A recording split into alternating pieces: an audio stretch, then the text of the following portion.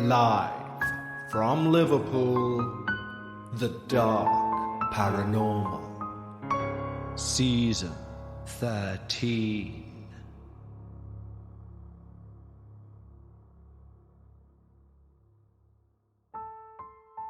Hi everyone, and welcome back to the Dark Paranormal, Season 13. Now, although the paranormal never stops for us here on the show, or indeed for you the listener, for everyone else, this is spooky season. We're entering October and indeed Halloween. Now, personally, as a podcast listener as well as a creator, this is my favourite time of the year, because podcasts which don't normally cover these things tend to cover quite a few good scary stories. And if you're anything like me, it will take you till the beginning of December to get through every special that you've downloaded. At this time of year, every paranormal podcast ups the ante. And why should we be any different? As I mentioned last season, this season will feature one or two more famous cases which don't get the coverage they deserve. And so for our season debut episode of Season 13, we're going to take a look at a little known case about a possession in South Africa in the early 1900s. But this is not your typical possession and exorcism story. This was witnessed by over 170 people. And this is also not your normal possessing demon. This is no Baal or Pazuzu. This is apparently Satan himself. But before we head into the darkness, which is today's debut episode, we of course need to thank our wonderful new team over at Patreon.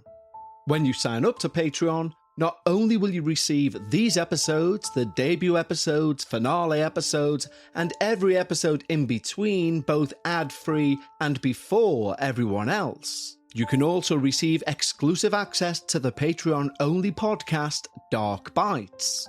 Dark Bites is a 30-minute Patreon-only podcast, and it runs every Sunday of the year, even on the downtime between seasons. Which means by signing up, you don't need to wait 3 weeks for that Dark Paranormal fix. And there are currently over 50 hours worth of Patreon-only podcasts for you to binge.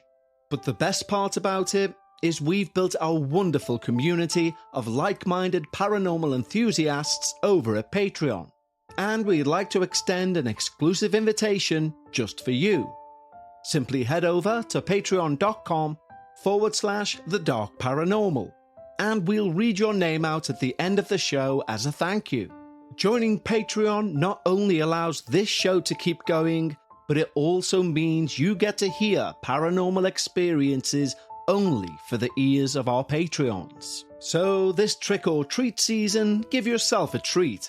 Head over to patreon.com/The Dark Paranormal. But right now, I've waited a good few weeks to say the following sentence. Please, lower the lights, make yourself comfortable, and most importantly, leave your disbelief at the door, as we hear all about the possession of Clara Germana Cele. No animal had ever made such sounds. Neither the lions of East Africa nor the angry bulls. At times, it sounded like a veritable herd of wild beasts, orchestrated by Satan, had formed a hellish choir. That was a direct quote from one of the nuns at St. Michael's Mission, Natala, South Africa.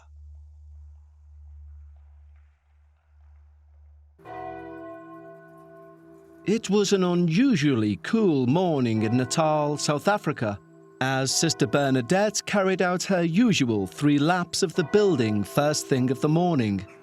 Having completed her 3rd lap, she closed her eyes and took a deep breath of the morning brisk air, and started to make her way back inside, only to notice a bundle at her feet. How she'd missed this now clearly moving bundle of blankets sat on the steps on the first two of her rounds, she didn't know. She crossed herself and gave out an audible sigh, as sadly, this was not an unusual occurrence for the mission. "And who do we have here then?" she muttered to herself as she bent down and scooped up the baby. She stepped out onto the street just to give one last check for the child's parents, hoping she could maybe talk to them into changing their decision, with help from the mission, of course. But the street was deserted. And so Sister Bernadette walked back into the mission with yet another abandoned child. A child that would be brought up by the nuns and priests of St. Michael's Mission. A child baptized. A child given the name Clara. Clara, Germana, Cele. It's now 16 years later, and Father Erasmus rubbed his chin, sat in his confessional booth. "You're going to have to say that again. I think I misheard you, Clara," he said in a low tone. His voice had the hint of amusement. Clara cleared her throat and anxiously repeated her confession. "I've made a pact with Satan, and I need to confess before it's too late. I think... Clara, interrupted Father Erasmus. "How old are you now? 16, is it?" "Yes, Father." The priest smiled. "Sweet child, at this age, your body's going through many changes. Your emotions will be—" "Father!" Clara shouted, her voice clearly panicked. "I need to confess." "Clara, compose yourself," Father Erasmus retorted. The pair sat in awkward silence, separated only by the small metal latticed window within the wooden confessional. The priest calmly chastised Clara for her outburst, ordering her to leave the confessional, kneel in the front pew, and reflect on her behaviour, whilst repeating the Lord's Prayer. The following evening, in a shadowy hidden corner of the hallway, by the sliver of moonlight which made its way through the end of hall window, a Sister Amy finished reading a letter that left her in deep emotional turmoil. You see, a local labourer, who she'd been communicating with ever since he carried out some work at the mission a few weeks prior, had now sent a letter. A letter that she'd both expected and feared. Expected because their communications had become ever more flirtatious. And feared because, despite her religious vocation, part of her felt the same way. The excitement of it all. The way her heart would jump each time she recognised his handwriting when the post would... Amy folded away the letter. Someone was in the grand hall at this time of night. She crept to the edge of the opening of the hall. She was unsure what she was witnessing, but she knew who it was. Clara, barefoot, running one side of the room to the other, tearing at her clothes, pulling at her hair, occasionally stopping and angrily pointing at the roof in a chilling whispered shout. "You promised me." Sister Amy toyed with intervening, but decided she should get some form of backup. Clara didn't look in a normal frame of... "Hello, Sister Amy." Clara stood facing the wall that she'd just reached. She turned and faced the nun, smiled and smoothed down her hair, straightened her clothes. Are you okay, Clara?" asked Sister Amy. "Yes, sister, I just had restless legs. I was trying to make myself tired." Sister Amy smiled and nodded. "Well, perhaps time for bed now, then?" Clara smiled in response and half bowed. She walked towards the sister, still smiling. But Sister Amy noticed the smile drop as she approached. A small panic filled her, and she took a step back to allow Clara more space. But as she grew closer, Amy realized Clara's gaze was fixed above the alcove from the grand hall to the hallway, where Sister Amy stood. Seemingly it, whatever it was, had removed the smile and feigned joy from Clara's face.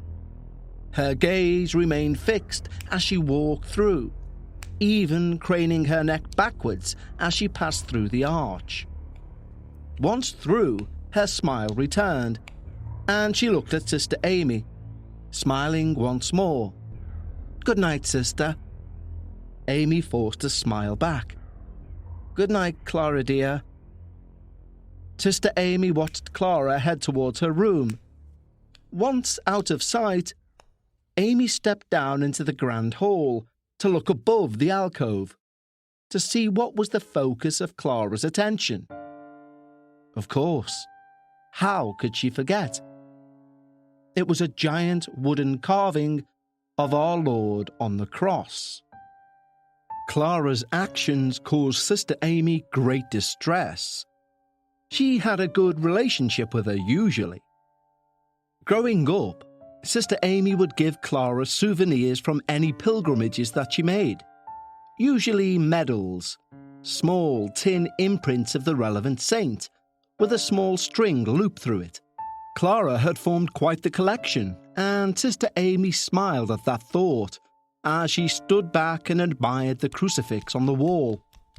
Sister Amy tentatively walked back up to the hallway, where she was met by a wild-eyed Clara. "Sister, please, call Father Erasmus. I must confess and tell everything. He must believe me, but quickly, or Satan will kill me. He has me in his power. Nothing is blessed with me. I've thrown away all of the medals you gave me." Sister Amy, not knowing what to do, just hugged the girl, making shushing sounds. She could feel the poor girl's heart on her own chest, pounding away. She knew, be it spiritual, mental, or both, Clara needed help. "First thing, child. First thing in the morning I will—" "No, now!" Clara shouted. Sister Amy pulled her in tight to her chest, reciting the Hail Mary in her head, whilst rocking Clara left and right, continuing to shush her until the girl seemed to collapse sobbing in her arms. As Clara calmed, Sister Amy explained that she could stay in her room with her tonight, and they could both go and talk to Father Erasmus first thing in the morning. Now, although Clara seemed to calm, Sister Amy felt this was something. If normal everyday Clara was 100% Clara, this poor young girl, almost hyperventilating in her arms, felt, well, different. Little did she know just how different things were about to become. The next morning, Sister Amy led Clara back to her own room, and then proceeded to hold council with Father Erasmus and Mother Superior. "The girl says she's made a pact with Satan himself," Sister Amy meekly confessed, staring at the floor. Mother Superior Bernadette rolled her eyes and smiled, looking over at Father Erasmus, fully expecting her disbelief to be mirrored. Only the priest had a serious expression, his eyes fixed with concern on Sister Amy. "She claimed the same to me the other day." "But, sister, what makes you believe this is anything other than the imagination of a child?" The priest's face was serious for one reason. You see, he'd replayed Clara's confession over and over in his mind, wondering if he'd made the right choice. Sister Amy met his gaze. "Last night, in the Great Hall, well, for a small time at least, it felt like it wasn't Clara. I was afraid. I'm rather ashamed to say." She flicked a glance over to the now enraged face of Mother Superior, and then quickly stared back at the floor. She knew this was embarrassing for the senior nun. "Well, I really thought better of your senses," uttered Bernadette, shaking her head. Father Erasmus raised a hand towards Mother Superior. "Don't chastise the sister for showing concern to the girl." Mother Superior bowed her head. "Let's go and speak to Clara, right now, all three of us," he said, rising from his chair. The three of them walked down the hall to Clara's room. Father Erasmus raised his hand to knock, but stopped. A low animal-like growl could be heard from inside the room. Mother Superior took the lead and knocked hard on the girl's door. "Clara, open the door. You know full well there are no animals allowed in—" Clara opened the door. Her hair was wild, her bedclothes ripped, but her face seemed its usual innocent self. Mother Superior stomped into the room. "Where is it? The dog?" Clara shook her head. "There is no dog, Mother Superior." Father Erasmus's face shone true concern now. A quick glance around the room saw the bed had been moved, as had a heavy wardrobe which took 3 men to install. He placed his hand on Clara's shoulder.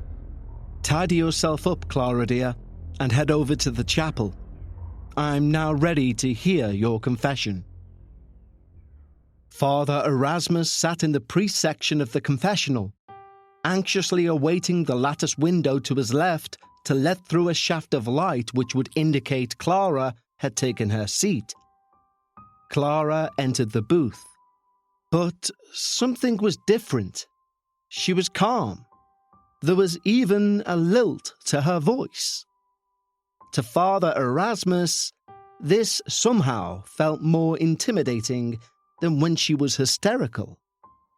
In a very calm voice, Clara spoke. "Father, I need to confess that I've made a pact with Satan." There was a long pause. Erasmus felt himself sweating at the brow, unsure of his next steps. Steadying himself mentally, he gave her God's forgiveness and issued a prayer of penance. Normally the level he would give for a minor misdemeanor, but he was unable to think straight. A held-back laugh came from Clara's booth. "Oh, okay, Father, will do." Clara's ambivalence struck terror into the soul of the priest. You see, some in Catholicism believe a confession is as powerful as an exorcism. It is one of the 7 holy sacraments. So either Clara is simply a brilliant actor, or whatever is within her is seemingly more powerful than a Catholic sacrament. This question would arise once more that coming Sunday, as Father Erasmus stood on the altar during the Catholic Mass. The usual line appeared, ready to receive the Eucharist.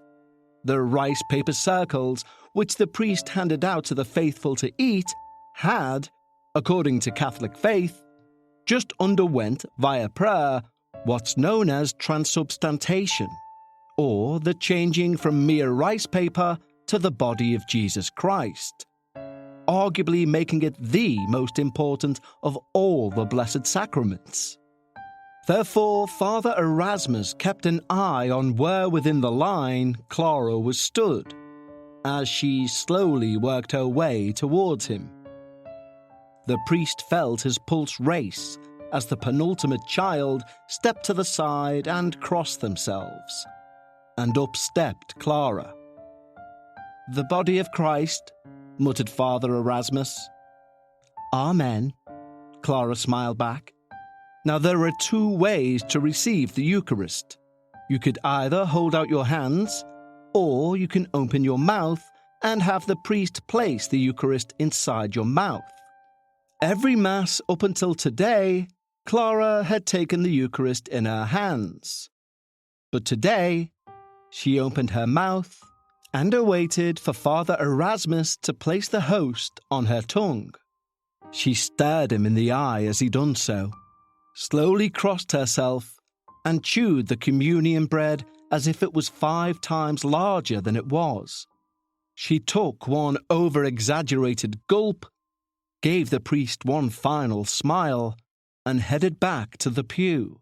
Today's show is sponsored by BetterHelp. In today's society, we're inundated with what's good for your physical health. A good night's sleep, good food, good nutrition. But what happens when you can't get that good night's sleep? Every decision you've made that day ruminating around your head. Many of us ignore our mental health either because we're so busy or because it's just not for us. We're not one of those people. Well, I thought that too, but then I started therapy, and let me tell you from first-hand experience, it's completely changed my life. My issue was boundaries. I had none, it turns out, and I wasn't aware of this or the impact it was having on my life. Therapy has given me those boundaries. It's given me tools to deal with those ruminating thoughts. It's allowed me to become a lot calmer within myself. If you've thought even once, would I benefit from therapy? Then you 100% should give it a go. And a great option is BetterHelp. It's entirely online, it works around your schedule, and a quick questionnaire will match you with a licensed therapist. And you can switch therapists at any time for no additional charge. Trust me, make that first step. Go to betterhelp.com/Dark Paranormal today and receive 10% off your first month. That's betterhelp, HELP.com/Dark Paranormal. And you say this girl's had confession? Erasmus nodded in reply.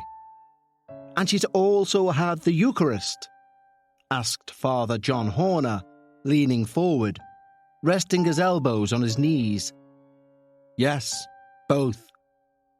But there's something there. I believe her, John. Father Horner rubbed his chin, before thoughtfully considering his next words. But if she had an attachment of any kind, she'd react to one sacrament, let alone 2.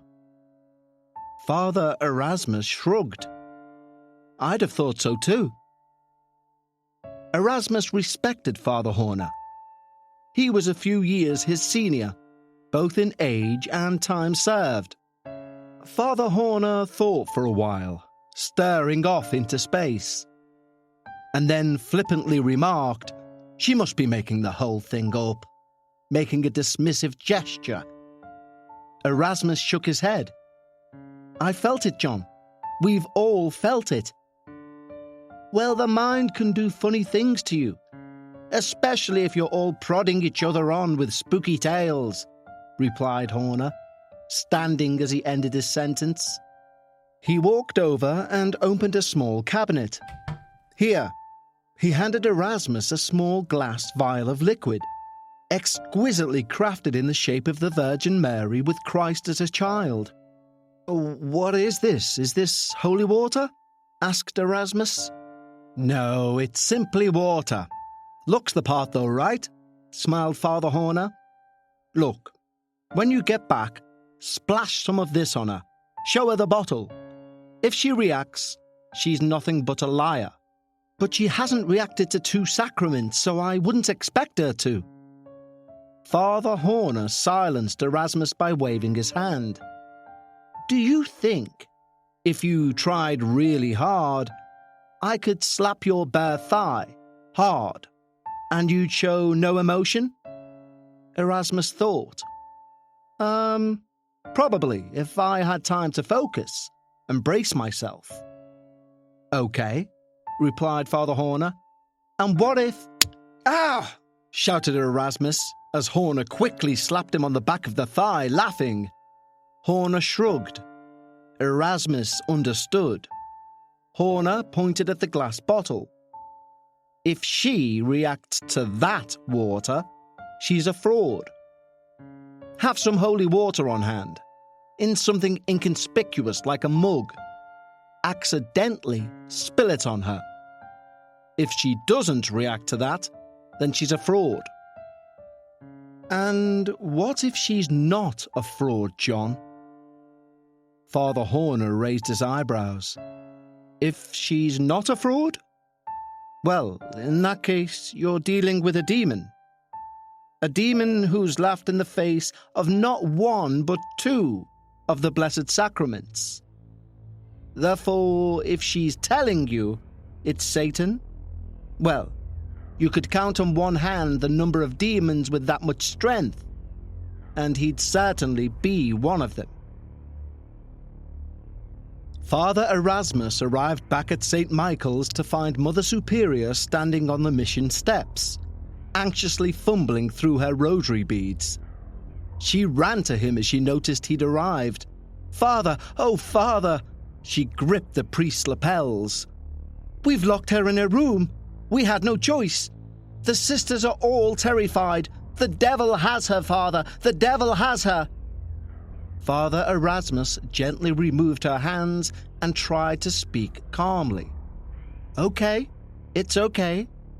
"It's not okay! It's not okay!" replied the nun, almost angry.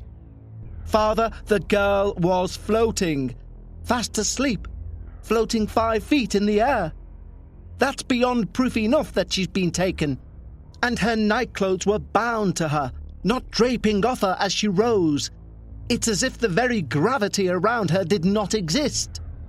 Erasmus began walking quickly towards the girl's room, nodding as Mother Superior continued spouting her concerns. Not that he was listening in the slightest. Instead, he was fumbling in his pockets for the impressive moulded glass vial that Father Horner had given him. "Unlock her door," he said, pointing at the lock of the bedroom. Mother Superior fumbled with the keys. Clara was sat on the side of her bed. "Hello, Father," she smiled. The door slammed behind them. Father Erasmus feigned a smile, while simultaneously attempting to remove the lid of the bottle hidden inside his right-hand pocket. "How are you, Clara?" "I'm fine, Father. How's Father Horner?" Erasmus was about to reply that he was fine, until it dawned on him she wouldn't know where he'd been. "Now that is a beautiful vial." Clara nodded towards the priest's pocket. Erasmus cleared his throat. "Yes, Father Horner gave it to me. It's holy water." "Really?" Clara sarcastically replied. "Well, how very special." Father Erasmus felt lost regarding his next move, so he decided to improvise. "It's not just holy water," he confidently stated. "No?" said Clara. "No," Erasmus replied, and he smiled. "Mother Superior, would you fetch a few of the sisters, please?" Mother Superior nodded and left the room. Clara's smile dropped slightly. "You see," continued the father, "this holy water was blessed by the Holy Father himself, the Pope." Mother Superior re-entered, along with Sister Amy and 2 other nuns. "Wonderful," said Father Erasmus. "I was just explaining to Clara here how we have been gifted something exceptionally holy by Father Horner. Holy water blessed by none other than the Pope himself." He presented the beautifully crafted vial. The nuns, all completely unaware that it contained mere water, gasped at the very thought. "I thought we would all have a blessing, right here, along with Clara. What do you think, Clara?" Clara's face remained stoic, wary. "How nice," she said. "Good, I'm glad you think so, because we'll start with you." "Oh, Holy Father," Erasmus began his blessing. Clara initially flinched at the first sprinkle, and then an unnaturally wide smile crossed her face. "Oh, how wonderful that was," she said with glee. As Erasmus tried to internalize this response, he realized he also had 3 nuns in the room, each with their head bowed, awaiting their blessing. So he began with Mother Superior. "Oh, Holy Father," Clara began chuckling. One of the nuns shot her a silencing glance, and Clara bowed in an apologetic way, but still with a large grin across her face.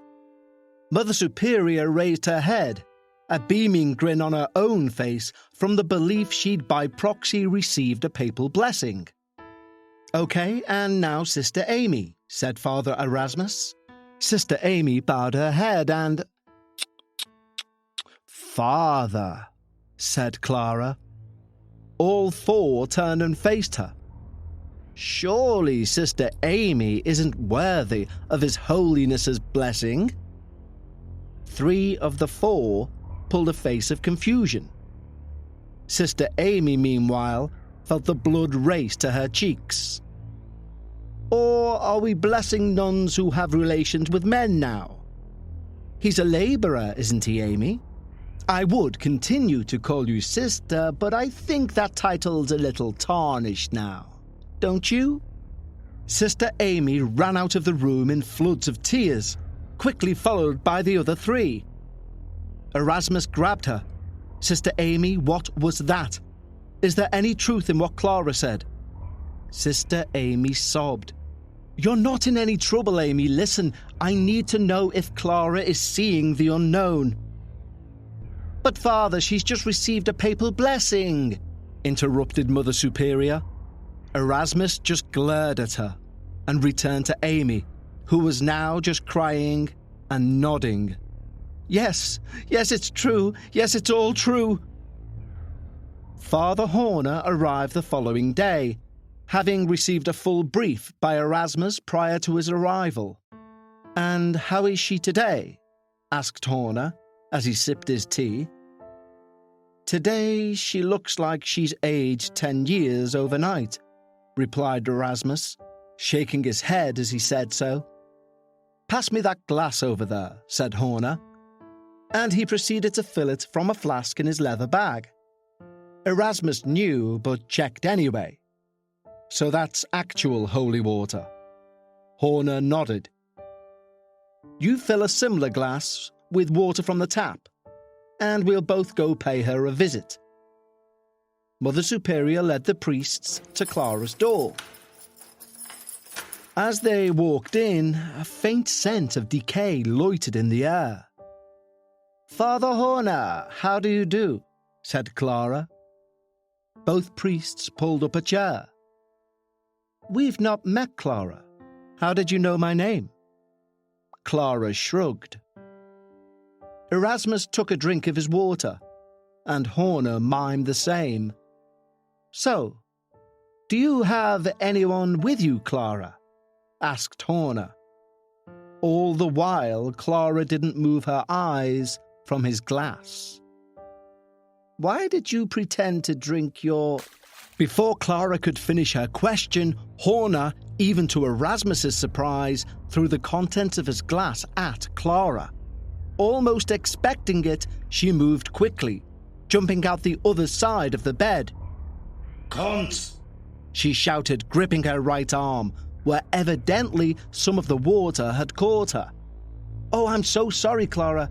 An involuntary movement in my old age," said Horner, half smiling. "It is Clara I'm speaking to, right?" Clara's eyes appeared to form into 2 snake-like slits. Her breathing became heavy, and a deep, male voice replied, almost calmly, "I am Satan." "I thought so," said Horner under his breath. Both priests reversed out of the door and quickly locked it behind them, "I don't understand," said Erasmus. "How it can withstand sacraments, yet be burnt by holy water." "Because it's trapped. It's vulnerable. It knows that we know who it is. Normally, the hardest part of an exorcism is gaining the demon's name. Satan will just give it to you. It's arrogance. Other demons fear if you have its name, you can ask God to send it away. But Satan sees himself as an equal to God." Erasmus interrupted. "But what now? What now?" "Well, I've witnessed all I need. I'll get the authorization for an exorcism, and I know a good priest who can work with me. No offense, but there's a plethora of do's and don'ts, and he knows them all. Plus, we're against the clock here.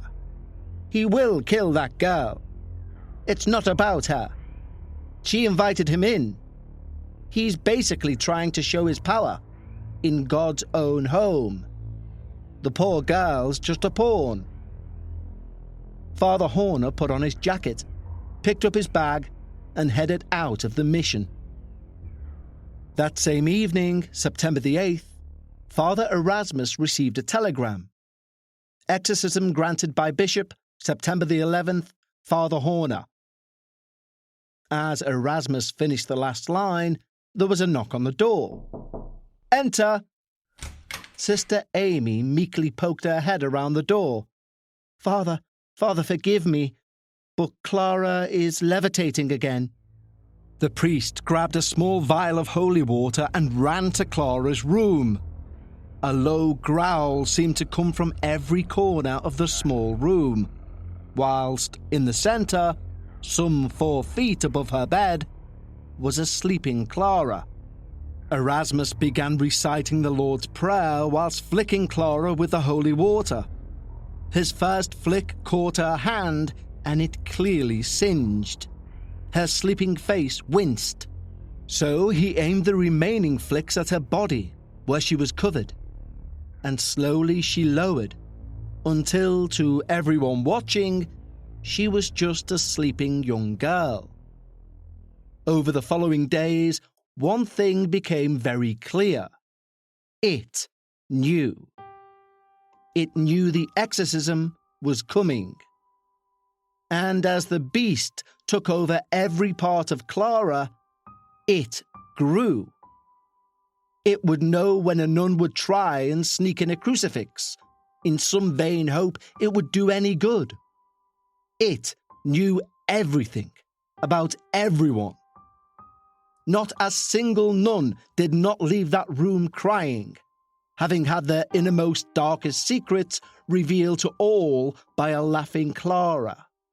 And it's this very reason that an exorcist will receive confession prior to carrying out an exorcism. The demon cannot use a sin against you if you've been absolved by God. September the 11th arrived like any other day.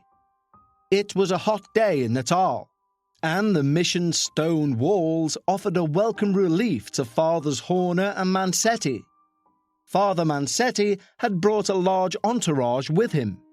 Having been convinced of the situation by Father Horner, he felt a group of new priests would benefit from witnessing both an exorcism and witnessing the true power of Satan firsthand.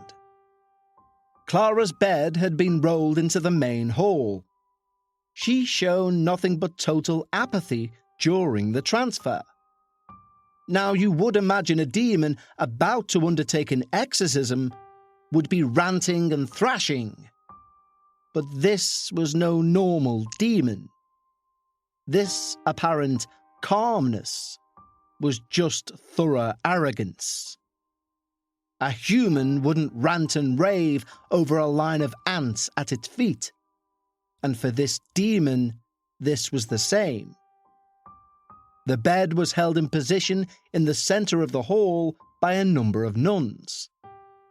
As Father Erasmus held the door open for Fathers Horner and Mansetti, Clara turned and smiled. "Padre Mansetti, c'è giornata davvero bella. "I take it she doesn't speak Italian," muttered Mansetti to Erasmus, who shook his head. Mansetti smiled as he opened his bag and kissed his stole, placing it around his neck. "Yes, Clara, it is a beautiful day, and with God's love it will end beautifully too."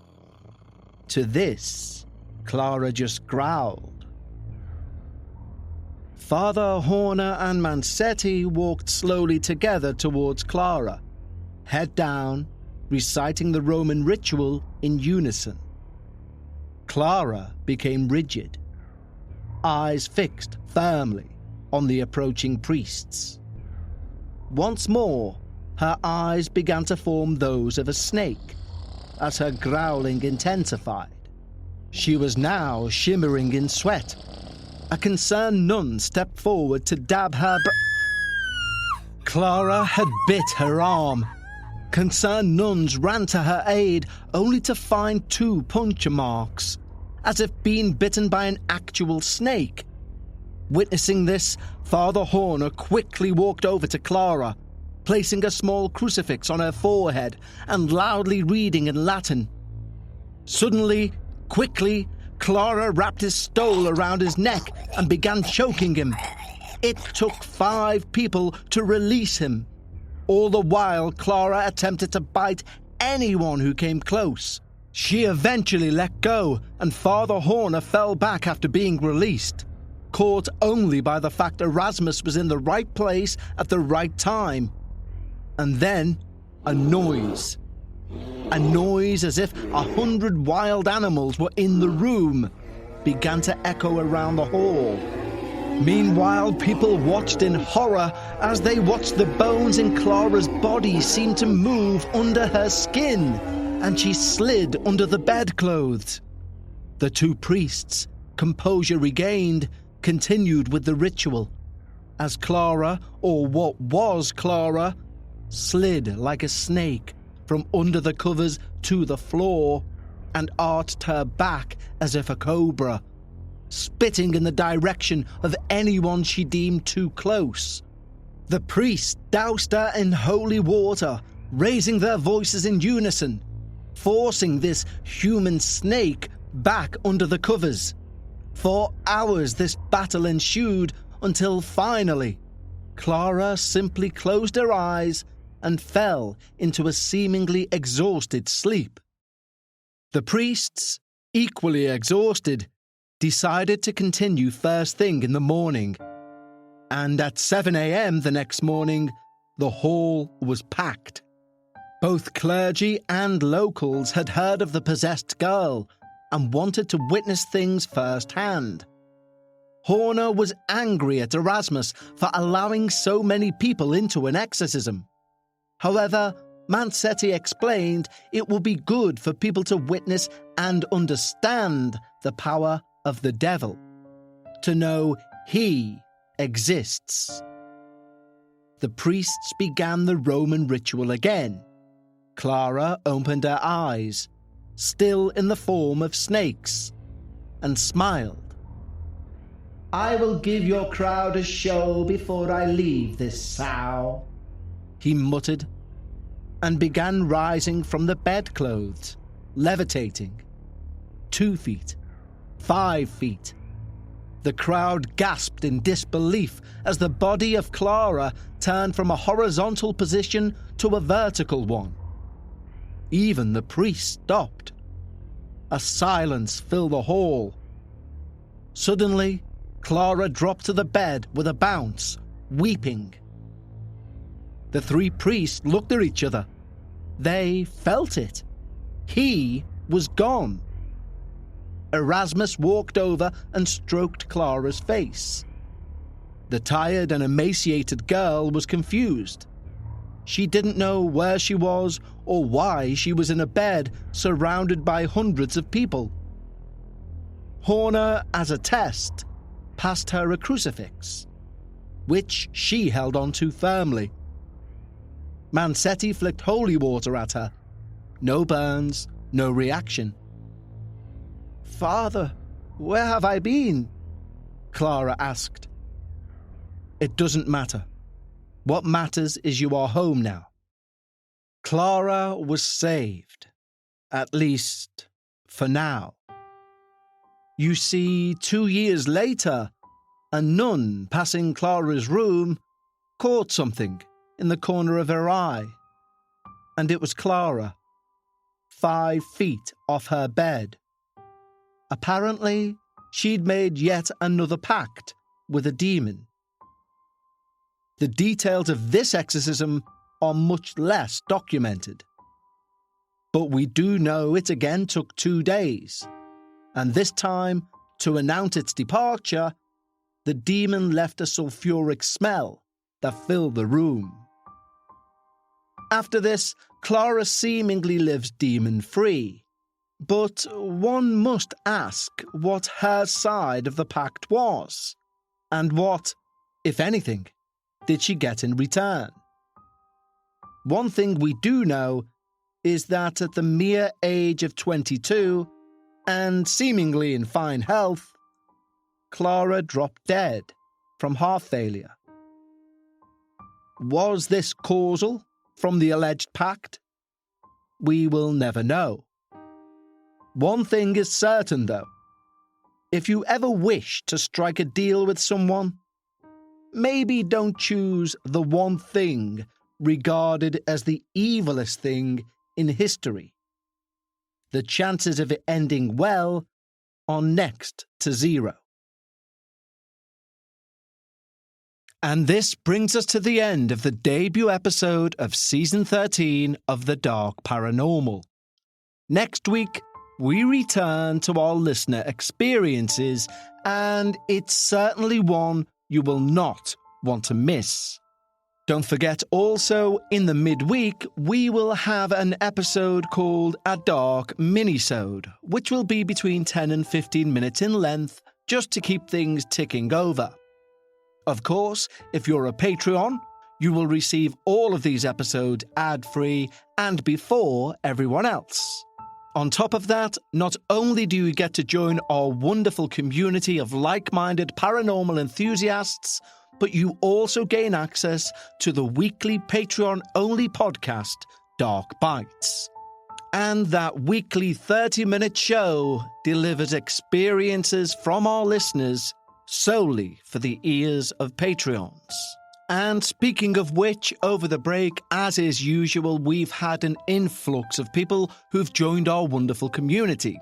Therefore, we're going to read out a list of names now, and also on episode 2, 3, and maybe even into episode 4, just so we can make sure that everyone who's joined our wonderful community can get the thank you they deserve.